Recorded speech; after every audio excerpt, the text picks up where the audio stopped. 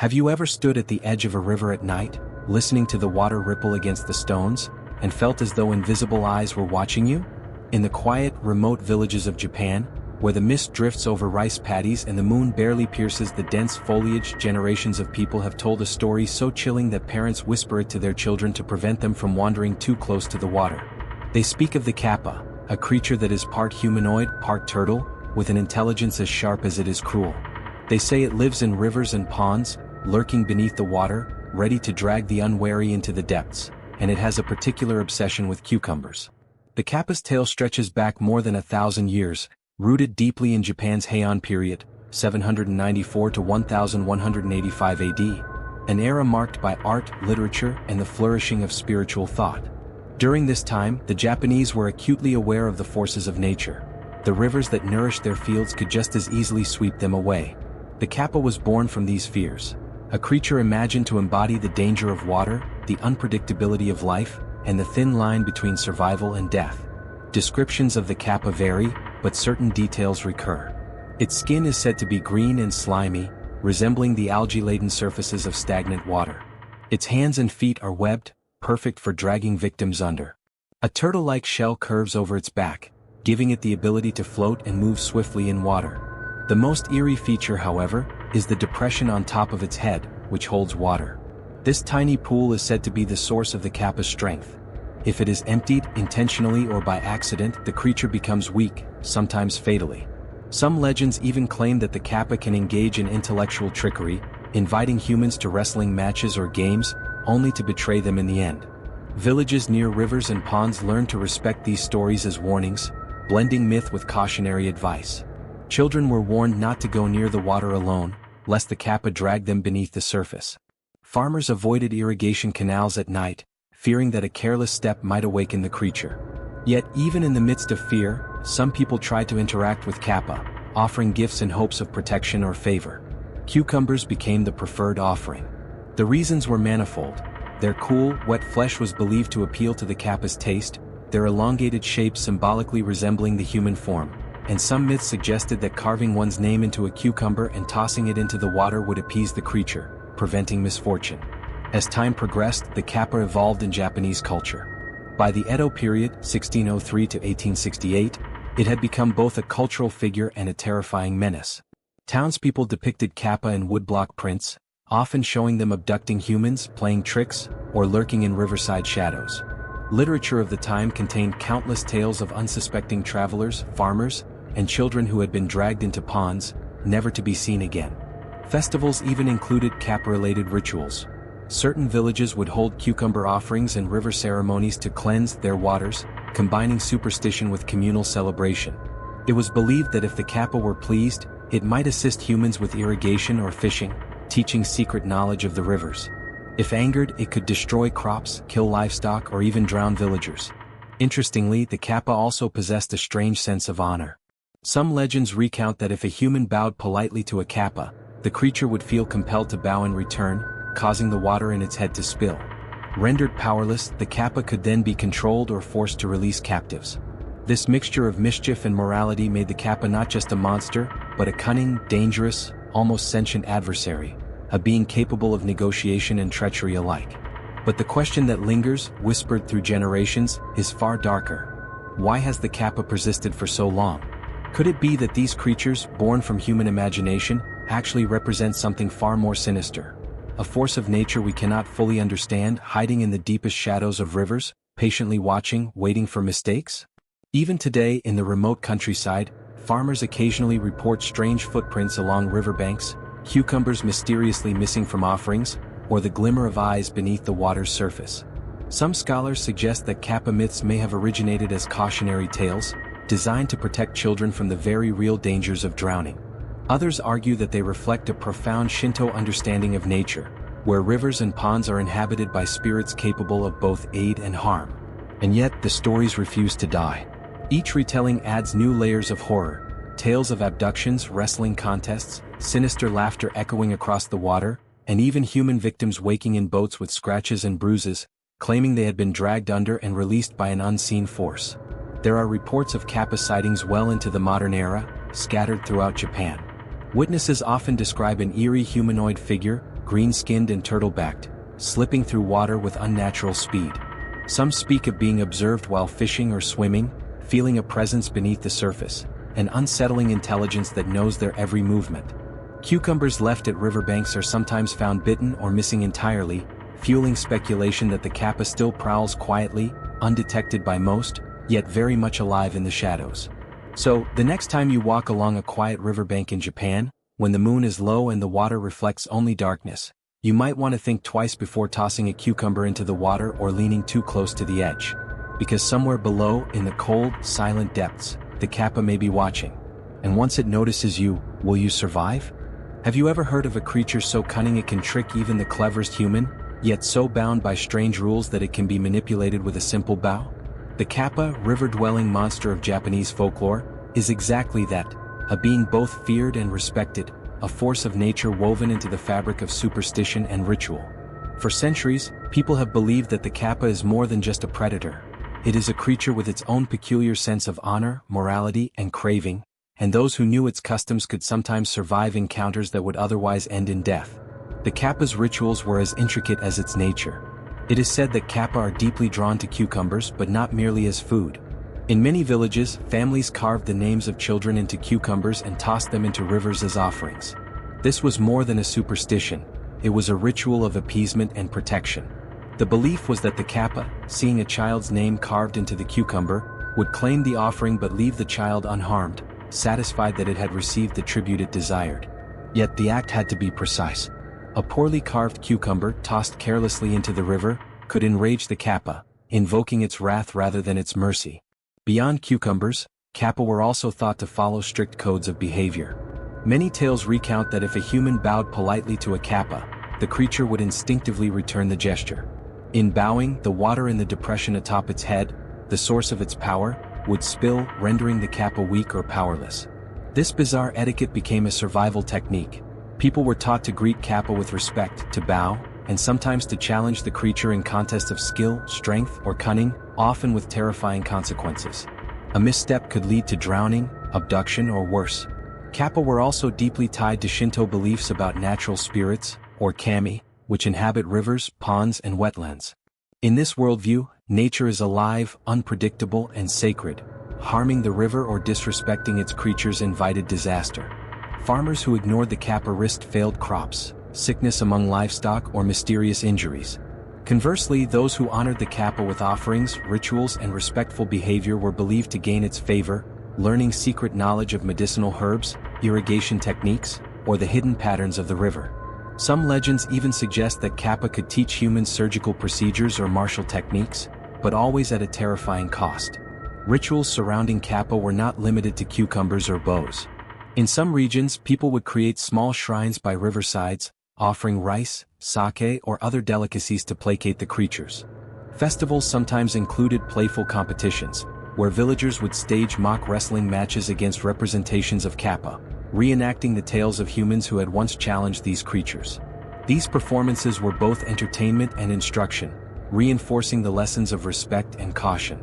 In darker versions of the rituals, people would tie ropes along riverbanks, hoping to prevent Kappa from dragging children into the water, or throw cucumbers wrapped in paper with protective spells written on them to ward off harm. Yet, the Kappa's rituals were not always benign. Some stories tell of villagers who sought revenge against Kappa after losing livestock or loved ones. They would attempt to trap the creature using cunning, but the Kappa was said to be as clever as it was strong, often turning the traps against the humans. There are legends of entire riversides where multiple Kappa supposedly congregated, plotting, laughing beneath the surface as villagers tried to protect themselves.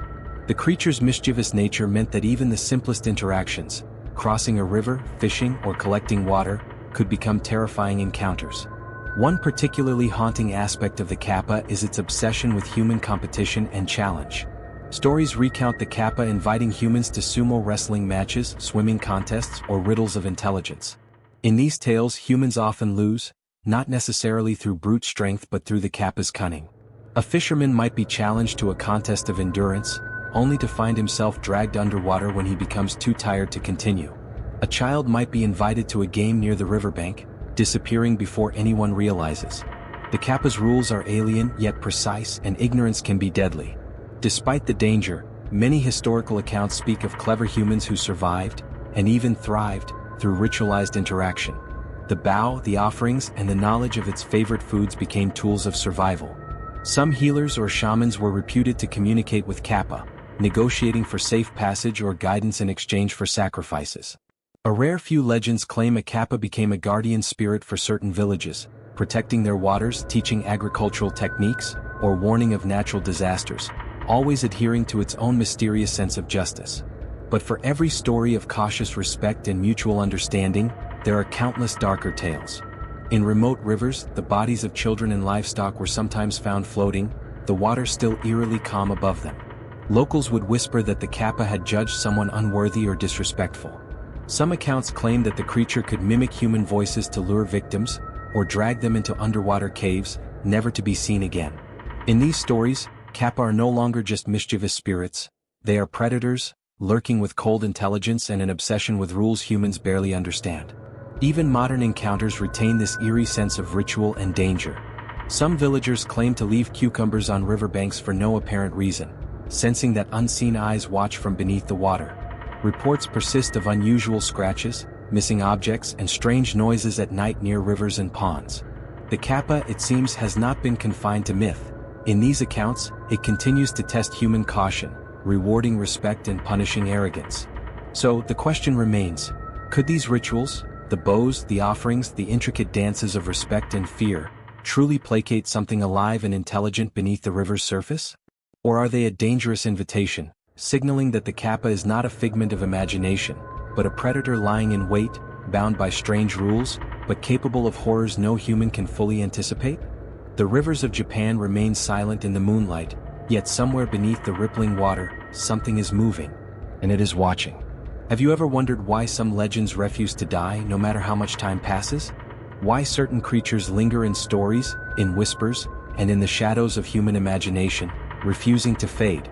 The Kappa is one of these enduring horrors. Its legacy stretches far beyond the rivers and rice paddies of ancient Japan, seeping into modern culture, warning, entertaining, and haunting generations.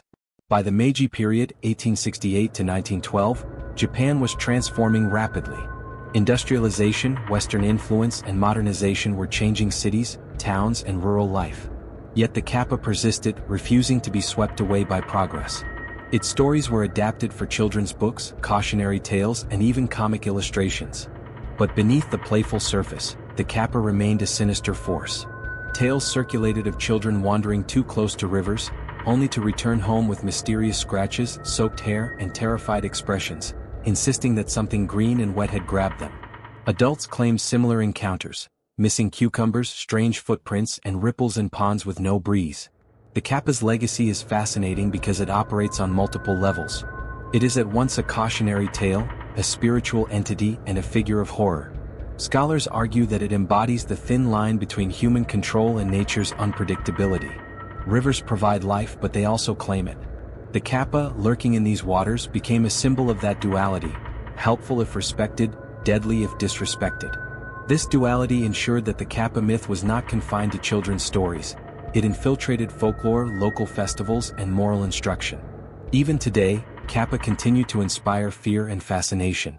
In modern Japanese media, anime, manga, and films, the Kappa is often portrayed with a mix of humor and horror, a nod to its historical duality. Yet older, darker stories still circulate, especially in rural communities.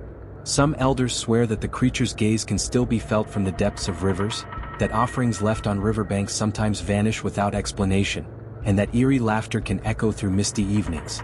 Parents continue to warn children to stay away from water, using the Kappa as a chilling reminder that some dangers cannot be fully understood, only respected. The cultural footprint of the Kappa extends beyond Japan. Anthropologists studying river and water spirits around the world note striking similarities. From the European water sprite to the African mami wata, water-dwelling entities often combine charm, danger, and cunning intelligence. The Kappa is uniquely Japanese in appearance and lore, but its behavior echoes universal fears: the unpredictability of water, the vulnerability of humans, and the cunning of the natural world.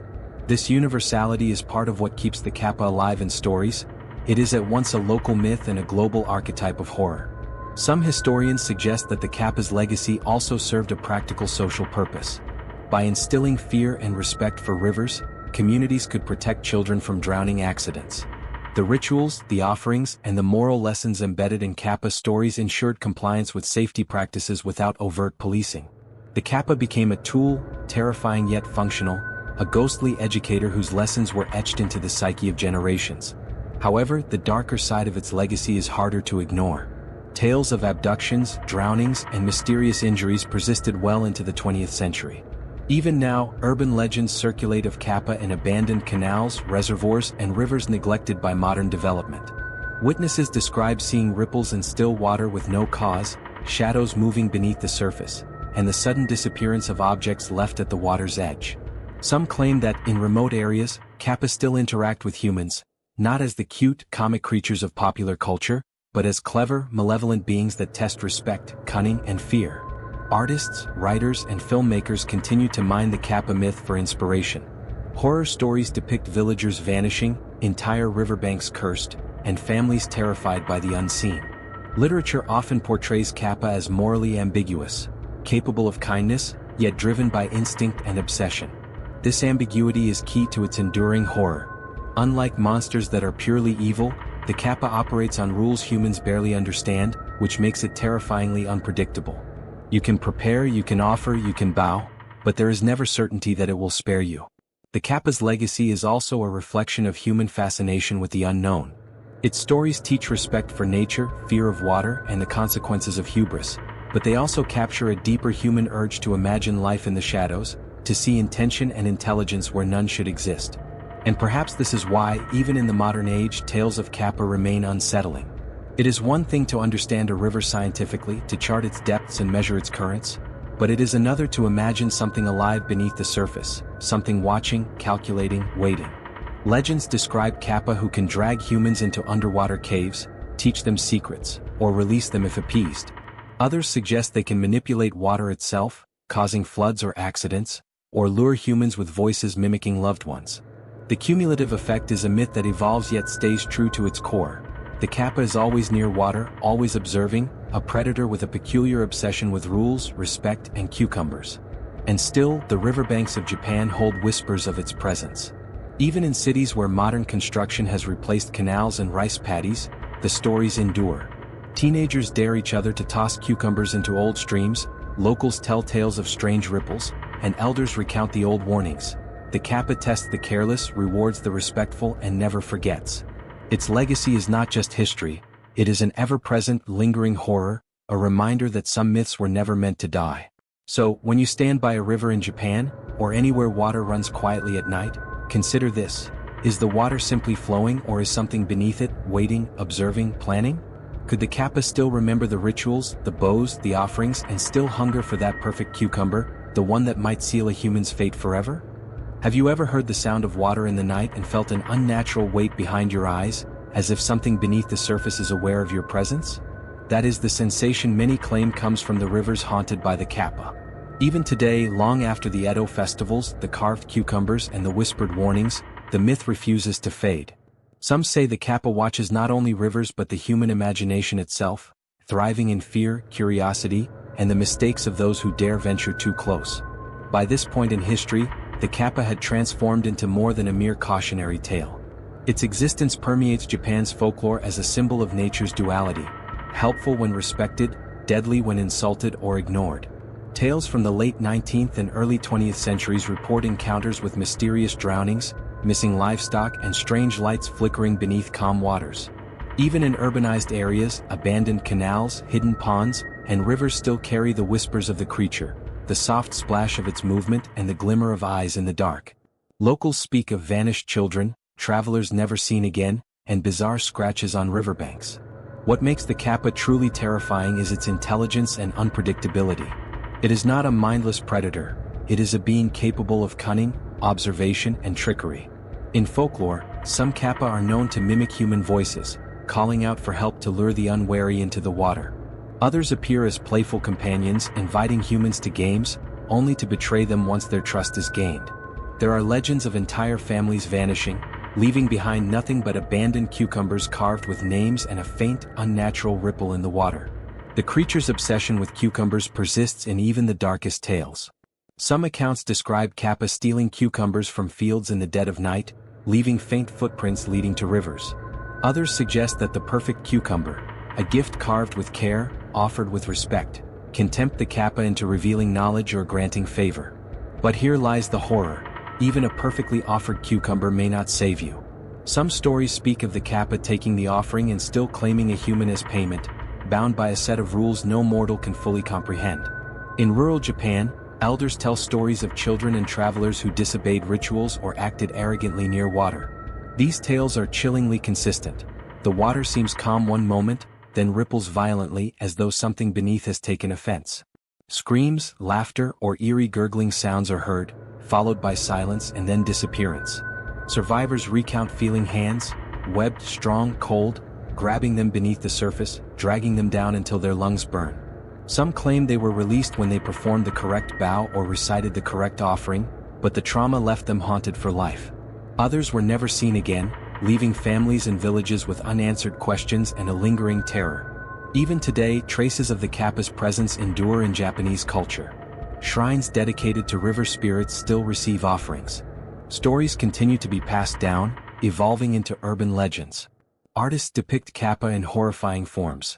Creatures with human-like cunning and turtle-like deformity, lurking in reflective water surfaces, eyes glinting with intelligence. The Kappa has become a bridge between history and imagination, a figure that thrives in the uneasy gap between myth and reality. What is perhaps most unsettling is the suggestion that Kappa may not be confined to folklore. Across Japan, reports of strange occurrences at rivers and ponds persist. Missing cucumbers, ripples without wind, mysterious shadows beneath the surface, and the inexplicable disappearance of pets or children. Are these coincidences? Or are they the legacy of an ancient creature that still stalks the water, bound by rules humans cannot comprehend, yet still very much alive? Some legends speak of the Kappa's vengeance. If insulted, ignored, or outwitted, it may linger for years, watching, learning, planning.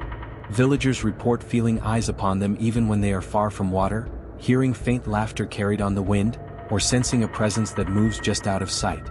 And then there are the whispers that perhaps the Kappa can leave the water entirely, walking onto land, seeking those who have forgotten its rules, punishing the arrogant, the careless, the curious. So, when you next see a river, a canal, or even a quiet pond, ask yourself, is it truly empty? Are the waters calm because nothing stirs beneath, or because something waits, patient, intelligent, hungry, observing every movement you make? The Kappa is no longer just a myth, no longer merely a story to frighten children. It is a lingering terror, a river-bound predator with rituals, rules, and an obsession that transcends time. And the question that remains haunting and persistent is this: if you accidentally drop a cucumber near the water's edge tonight, will it be a simple offering, or the last mistake you ever make?